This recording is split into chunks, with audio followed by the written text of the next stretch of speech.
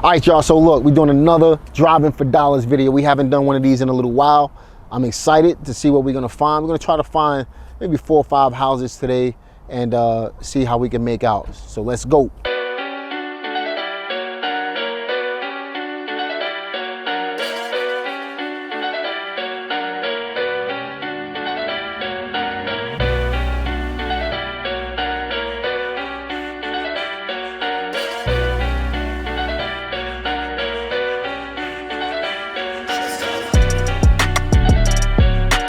I want to drive some neighborhoods, see what type of properties we pick up. And we are with Rondell's sister today. Toshiba. And I'm going to show her some tips on driving for dollars and show y'all some tips as well. If you're driving for dollars, pick a community where the houses are at least 30 years old. What ends up happening is you find seasoned properties. The more seasoned the properties are, the more chances you have of finding properties that need work. And in turn, you find more motivation with distressed properties. So these are physically distressed properties that you're looking for when you're driving for dollars. This house is not vacant, but you can kind of see it needs some work on the outside. You got the roof, you got the gutters. I mean, you don't really have a grass issue or nothing like that. The windows are in pretty decent shape. But this might be somebody who don't have the funds to pick up to fix up the property. So this might be a good prospect, but I like vacant properties. But this is something similar to what we're looking for in order to be able to create some type of situation. So when you're driving these neighborhoods, you really got to look for, you're almost looking for the worst house in the best neighborhoods. That's probably the best way to put it. If you're a female driver, like, here's some advice that I would give to my wife. If you're gonna be getting out the car, just be mindful of where you are. Watch what's going on around you. I wouldn't be getting out the car so much. You could actually take pictures directly from the driver's seat, so that way you could keep yourself out of danger. Make sure you got a full tank of gas too. People are crazy. And you know, at the end of the day, you wanna keep yourself out of trouble. You're just trying to help some people with their houses and help yourself make a living as well. You're trying to stay out of trouble. So on this house, you got the 2-tone roof, right? That means that they patched that roof up. You got a major, I can stick my finger inside that foundation on the front. There's major foundation issues. That's why nobody probably live on this side. I'm wondering, I don't know if it's this might be a 1 unit. This might be a single family, but in fact, I do think it's a single family. I doubt somebody's actually gonna live in there with the foundation issue like that. There's gonna be some major problems in there. So you take down this address, you contact this seller. Somebody might be inside, but chances are they don't want to be inside. I would take this down. All right. So this is a perfect example of issues on the front of the house. How can you help them solve this problem? They need a roof and a foundation. They need new windows. They need all of that stuff.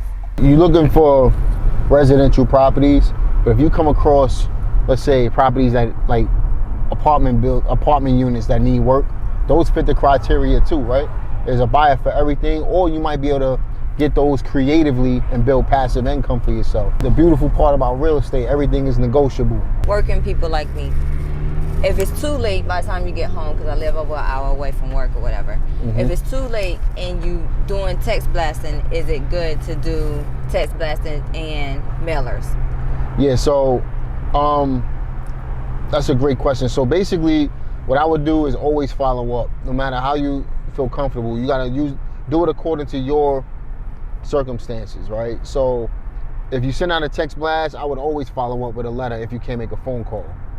Right. So how soon would you follow up with the letter after your blast? Like wait 2 days maybe? I would do 3 days, write a letter, because then it's going to take a couple of days for the letter to get there anyway. Okay. You could even do it the next day. It'll take 3, 4, 5 days for the letter to hit them. All right. Just be like, look, I sent you a text message the other day. I didn't hear from you, so I wanted to send you a letter.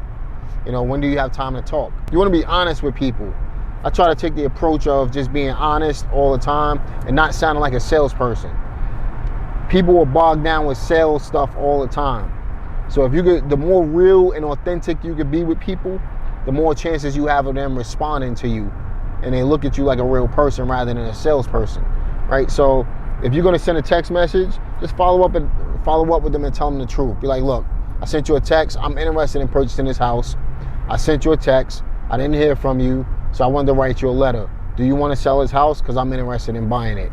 You know, just kind of be upfront with the people and be real with them, and then in turn, they'll respond to you better. And then of course you got those people that they're gonna contact you just to tell you that they don't want you contacting them. Right. We don't understand that. You know, I don't understand why people do that, but what you're doing is you're weeding out the people who don't want to be contacted, and you're strengthening your contact list of sellers. So don't worry about the 99% of the people that's gonna tell you no. Worry about the 1%. Keep digging for gold. This is like digging through the dirt to get to the gold. That's all this is. There's one right there. Looks condemned. He needs a lot of work. I think I contacted this guy one time. He lived in Charlotte, but I would contact him and keep following up with him. I did what I said everybody else don't do, right? I didn't follow up enough. That's actually a really good one. And it's been vacant for a while. Yeah, we can just park right here. This is a perfect example. That house had a fire, you could tell. This is what you're looking for. Now, you're not gonna find this all of the time. Right. So most of the time, you're gonna find houses that need a small amount of cosmetic work on the outside.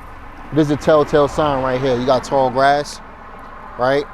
The house is obviously vacant, but this house looked like it had some fire damage or something like that. I'm willing to bet. This house is definitely condemned. So what do? You take down the address, find out who owns, somebody owns this property, right? Somebody owns it, and because somebody owns this property, you could find out who the owner is, go to the tax records, find out who the owner is, and then contact them.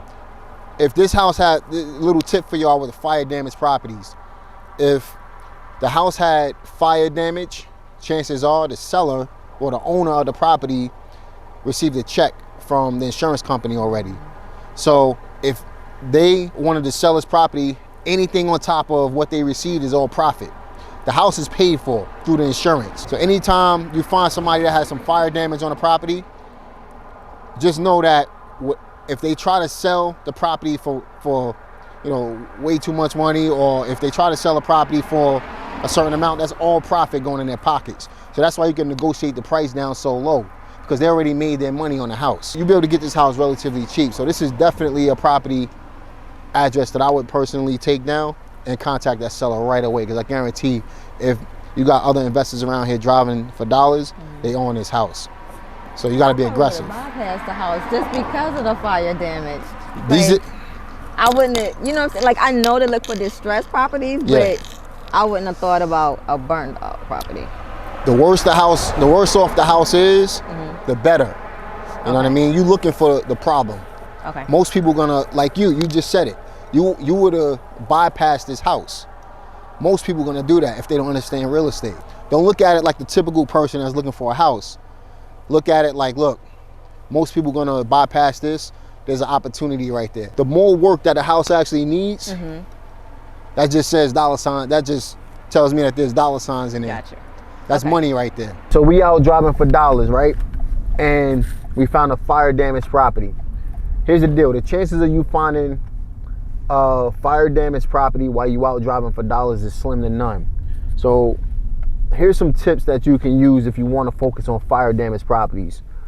A couple of things I would do is contact the local fire departments and ask them if they keep a list of houses that recently have fires. Contact the homeowners insurance companies and ask them for direction on how they could get a list, how you can get a list of houses that recently have fires that they've insured. It's not going to work everywhere, but it doesn't hurt to try. And remember, this is a numbers game. You got to keep contacting people. You got to follow up with them just like you do with a regular property owner in the first place. So is that a good house?